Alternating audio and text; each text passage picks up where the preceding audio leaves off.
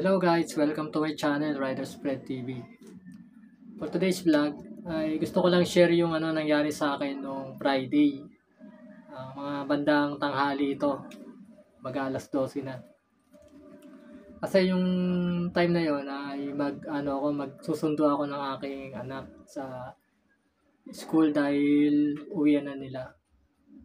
Tapos yung medyo malapit na ako doon sa school at pakurbada yung daan at yung paliko na ako, biglang may sumulpot na e-bike, e-bike na apat yung gulong niya. Tapos, ang bilis nung pagkaliko niya, tapos nag-counterflow siya sa akin. Sinalubong niya ako doon sa way ko. Kumaliwa siya. Kaya yun, yung nakita ko siya na yung sasalubong siya sa akin. Nag-minor ako at saka binipitan ko siya, at saka huminto ako. Tapos napansin ko, dire-diretso pa rin siya sa akin. Kaya yun, sinulpok niya ako, binangga niya ako. Kaya yun, medyo may damage si Red Atom. Nasira yung yung headlights niya. Tapos yung pagkabangga niya sa akin, medyo malakas. Tapos, pagbangga niya sa akin, natumba ako. Dahil hindi ko rin, na-out of balance na rin ako dahil sa pagbangga niya sa akin. Tapos pagtayo ko, ayun, parang halo-halong emosyon na pakiramdam yung naramdaman ko dahil nabigla rin ako sa pangyayari. Tapos, bali nasabihan ko siya kung bakit bakit napakabilis ng niya, pagliko niya. Tapos, kinonterflow pa niya ako. Ayun, bali, nagka-damage din yung niya, nasira yung headlights niya. Dahil sa pagbangga niya sa akin. Tapos, sa akin naman, naka-crash guard. Pero yung crash guard niya, sa lakas ng impact, yung bakal, dumikit pa rin doon sa headlights ko, kaya nabasag din siya. Yung kilay nung Honda Click ay nabasag. Nagtatalo na kami noon. Bilang may dumating na barangay. Ayun, tapos bali pinagano kami kung ano yung namin. Kung magkakasundo kami dun sa sa mag-uusap na lang kami, magkakasundo. Bali ang nangyari nun, binayaran na lang ako ng sa damage nung ginawa niya doon sa motor ko. Tapos nagpunta kami ng barangay, doon kami nagayos. At nagkasundo naman kami dun sa presyo na binigay niya. Dahil ayun lang naman yung kaya niya ibigay. Hindi na ako na humingi pa ng na dagdag na bayad. Kung ano lang yung napagkasundoan namin. So yung guys, bali pakita ko na sa inyo yung naging damage ni Red Atom.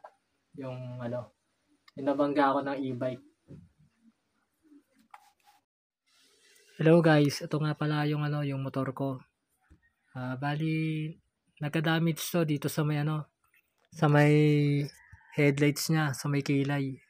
Makita natin may basag yung niya, yung sa kilay niya. Bali dalawa yan guys, may basag dito sa kabila. Nangyari kasi yan, dumikit kasi yung yung bakal dun sa sa headlights niya, yung pagkabangga. Pero kung walang crash guard siguro to, mas malaki yung damage niya. Kasi malakas yung yung bangga sa akin. Tapos may gasgas dito sa sa may unahan. Yan yung mga naging damage ni Red Atom. Tapos medyo bumaba to ng konti. Siguro dahil dun sa natulak siya ng bakal. At may damage din pala yun natin, yung heat guard natin. Yung pagkatumpa natin na nagkaroon siya ng crack, na basag.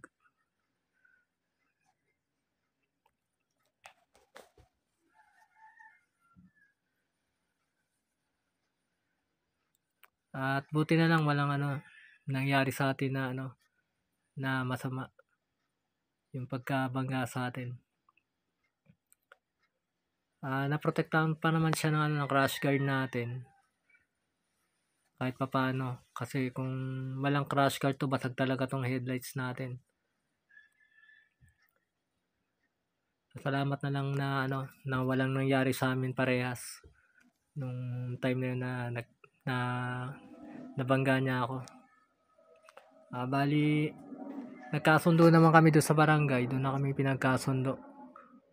Binayaran na lang niya yung damage na na bangga niya sa akin. Tapos dito guys yung yung handle brake ko dumikit na dun sa sa bakal ng crash guard natin dahil umusog nga yung crash guard natin dahil pagkabangga sa atin.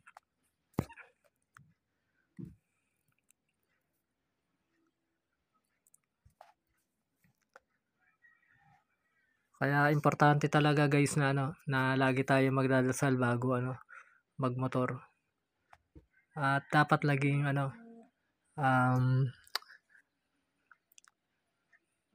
magkaroon tayo ng ng disiplina sa sa pagdadrive dahil maraming na aabala kung wala tayong disiplina sa sa pagmamaneho. Kaya ingat lang lagi tayo.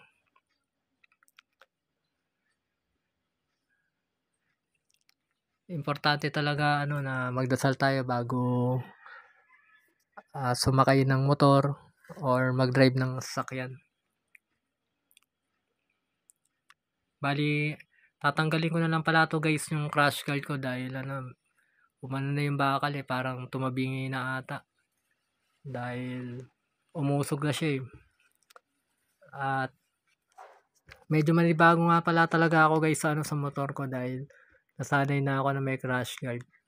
Yung tinanggal ko parang pakiramdam ko lumit yung motor dahil siguro sa nawala yung crash guard niya pagtanggal ko. So ayun guys, bali ride safe na lang lagi tayo at magdadasal tayo lagi pag bago magpaandar ng motor. Ingat tayo guys at God bless sa inyo. Ride safe.